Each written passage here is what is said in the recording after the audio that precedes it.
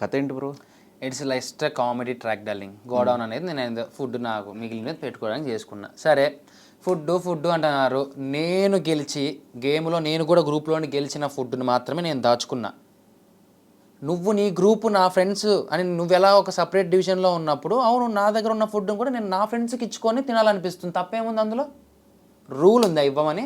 లేదే. అంటే అప్పుడు మీకు ఇవన్నీ రాలేదా? 5 స్టార్లు దాచిపెట్టడాలు, డ్రై ఫ్రూట్స్ దాచిపెట్టిండేది, కర్డ్ దాచిపెట్టిండేది, కాఫీ పౌడర్ దాచిపెట్టింది, ఇవన్నీ చూపించలేదా మీకు? కానీ ఎవరి కోసం ఏదో దాచినట్టు, ప్రశాంత్ కోసం చపాతీలు చేసుకుంటే అవి దాచినట్టు ఎవరు ఆ వీడియోస్ వచ్చినాయి కొన్ని. ప్రశాంత్ మిగిలిన ఇవన్నీ దాచిపెట్టిన వీడియోలు మీకు రాలేదా బయటికి? రాలేదు. ఓకే. ఓ నన్ను హైలైట్ చేశారా? Very very good. చూడాలింగ్ నేను విన్ అయ్యిండేది నాకు వచ్చిన లగ్జరీ అందరికీ ఇచ్చాను, లేదనే సమస్య లేదు, అందరికీ ఇచ్చాను. అండ్ నా ఫ్రెండ్స్తో పంచుకోవాలనుకున్నాను. తప్పేముంది? నేను గెలుచుకున్నది నా క్లోజ్ అనుకున్న వాళ్ళతో పంచుకోవాలనుకున్నాను. తప్పేముంది? నువ్వెలా అయితే క్లోజ్గా నీ వాళ్ళతో నువ్వు కూర్చొని తింటావో తప్పు కాదన్నప్పుడు నేను చేసే తప్పు ఎలా అవుతుంది? అరే నువ్వు చేసేది తప్పు కాదన్నప్పుడు నేను చేసేది తప్పు ఎలా అవుతుంది? అంటే ఇది తప్పు అని చెప్పి నువ్వు దాన్ని బయటికి రాంగ్గా చూపిస్తున్నావు కాబట్టి తప్పు అంటున్నారు కదా. మనం చూపించిందే నమ్ముతాం కాబట్టి నన్ను చూపించిన విధానం చాలా రాంగ్గా చూపించారు. ఓకే. సో అర్జున్ అంబటి గురించి వాట్ ఈస్ యువర్ ఒపీనియన్? అన్న అని చెప్పి హౌస్లో కూడా చెప్తున్నా కదా, అన్నయ్య అంటే నాకు అన్న చాలా ఇష్టం ఫస్ట్ నుంచి. ఆయన మాట్లాడినారు అది దేనికి, అది నేను ఫస్ట్ ఆఫ్ ఆల్ నేను లెక్క కూడా చేయండి.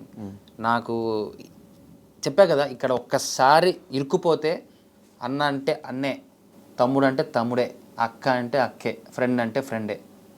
నాకు ఆల్వేస్ అన్న అంటే అన్నే, అంతే. అర్జున్ అన్న వచ్చిన తర్వాత అమర్ గేమ్ చేంజ్ అయిందా? అంటే అన్నని చెప్పిన మాటలు కొన్ని నాకు తగిలాయి.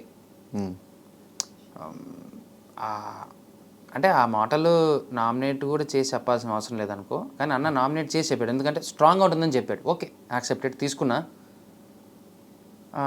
లేదా నాకు అన్న మాటల్ని ఎందుకు నేను సీరియస్గా తీసుకున్నాను. కొన్ని నేను బయట ఏమైపోతుందని కాదు, ఇక్కడ నేను చేతగాని వాడిని అయిపోతున్నానేమో హౌస్లో అనేది నాకు కలిగిండేది.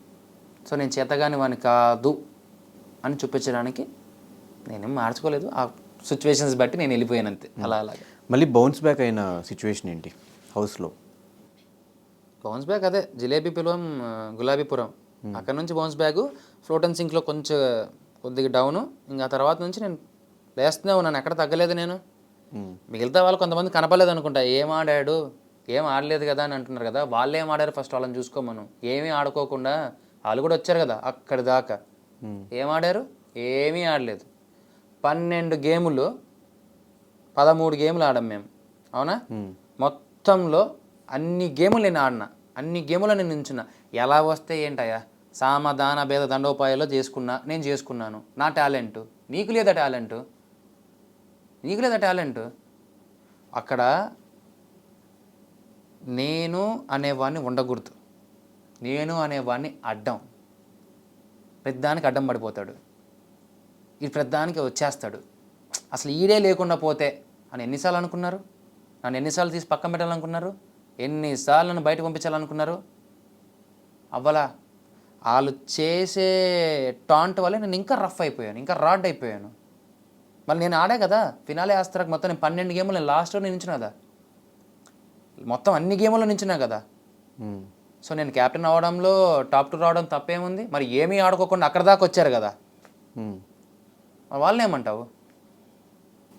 మాట్లాడే ముందు మనం కూడా ఏం చేసామని చూసుకోవాలి డార్లింగ్. మన దగ్గర మైక్ ఉంది, ముందర కెమెరా ఉంది, 10 మంది చూస్తున్నారు, మనం లేపుతున్నారని చెప్పి నోటికి వచ్చినట్టు మాట్లాడకూడదు. మాట్లాడారు కదా, ఇంకా మాట్లాడుకోమని ధనుష్, ఇంకా మాట్లాడుకోమను. I'm happy. బట్ నేను ఈరోజు ఒకరి మీద నేను కంప్లైంట్ చేయట్లేదు. నా మీద ఉన్న అలిగేషన్స్ నేను ఆన్సర్ ఇస్తున్నాను. అండ్ తర్వాత ఈ విషయాల గురించి నేను మాట్లాడాల్సిన అవసరం లేదు. ఏ రోజు నేను ఇంకా మాట్లాడను, అయిపోయింది. నాకు జరిగిన బాధని నీకు చెప్పుకున్నాను, నా కుటుంబం అనుభవించిన పెయిన్ని చూపిస్తున్నాను, నా మీద వచ్చిన అలిగేషన్స్ని నేను క్లియర్ చేస్తున్నాను. ఇవి చేయకపోతే నేను ఎప్పటికీ చేతగాని వాళ్ళలాగా ఉండిపోతాను, నాకు అది ఇష్టం లేదు. అండ్ నేను ఏమీ ఆడుకోకుండా ఏమీ పేకకుండా నేను ఇక్కడ దాకైతే రాలేదు.